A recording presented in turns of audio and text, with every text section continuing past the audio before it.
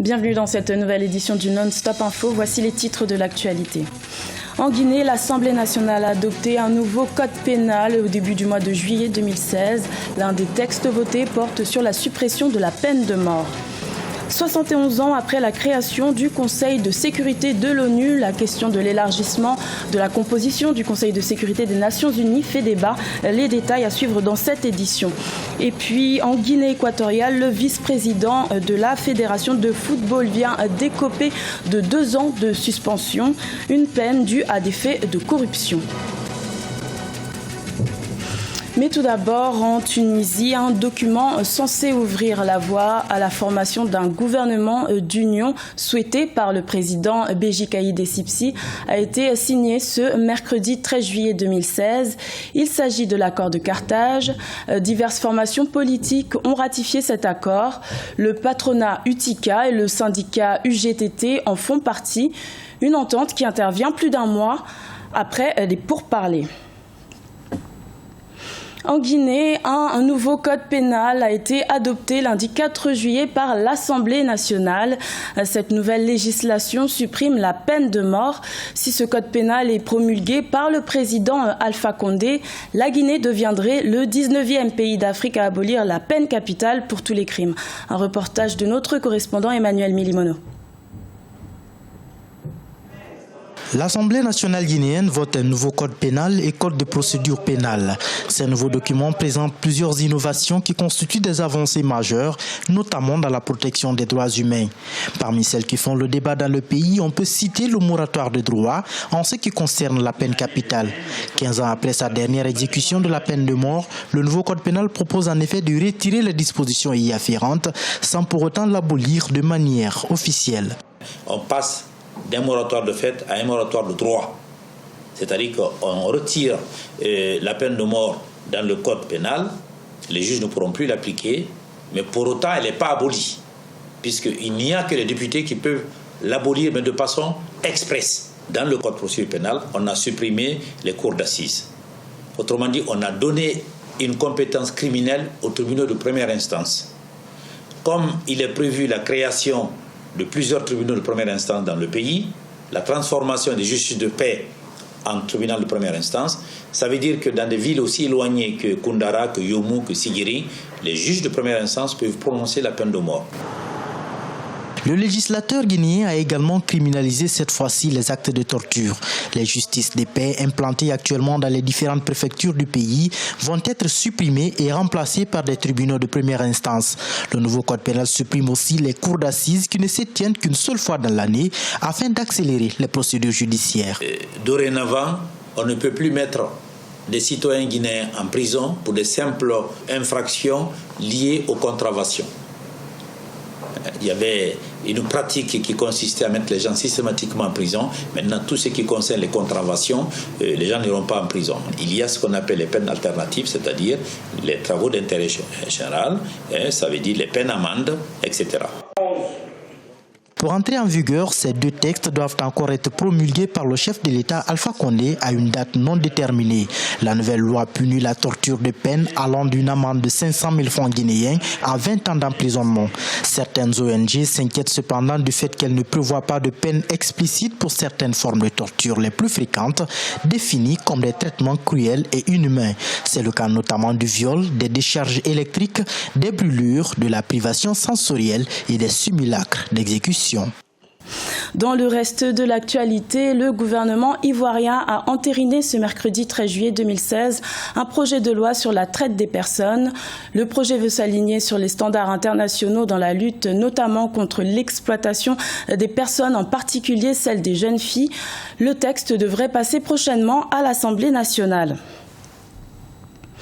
L'élargissement de la composition du Conseil de sécurité des Nations Unies est toujours au cœur des débats sur le continent africain. 70 ans après la création de cet organe, aucun pays du continent africain n'est encore membre permanent. Zara Mohamed Moutiou. Depuis le consensus des Zulwini en 2005, les dirigeants du continent africain multiplient les appels pour un élargissement du Conseil de sécurité des Nations Unies. La composition actuelle de l'instance onusienne fait l'objet de sévères critiques. Sur un conseil de 15 membres, dont 5 permanents pourvus du droit de veto, l'Afrique ne dispose que de 3 sièges non permanents détenus aujourd'hui par le Sénégal, l'Égypte et l'Éthiopie.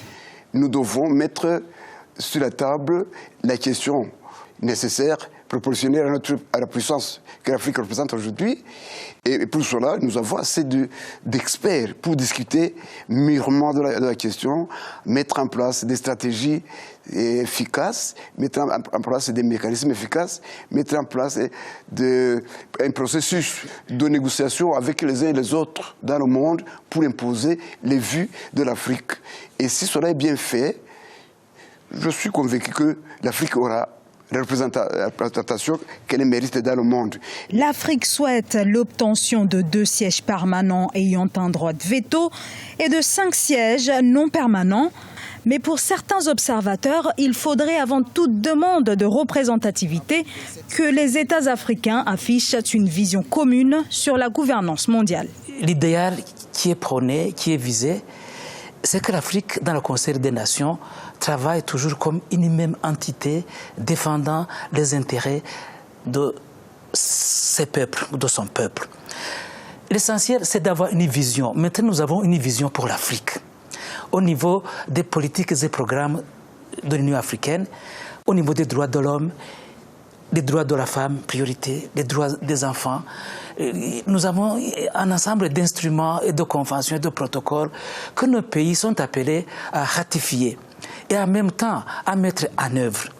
Ça, c'est la première étape. La réforme du Conseil de sécurité, organe en charge de la paix et de la sécurité dans le monde, demeure plus que jamais l'un des sujets à l'ordre du jour au sein des assemblées de l'Union africaine. L'Union africaine à qui il reviendra de sélectionner les représentants de l'Afrique. 3 pays prétendent depuis longtemps pouvoir légitimement remplir cette fonction. L'Afrique du Sud, l'Égypte et le Nigeria.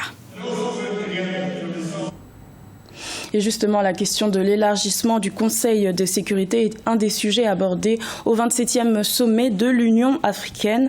Et sachez qu'Africa 24 vous propose justement une émission spéciale en ce jour consacrée au 27e sommet de l'Union africaine, une émission présentée par Babylas Botton en direct de Kigali au Rwanda.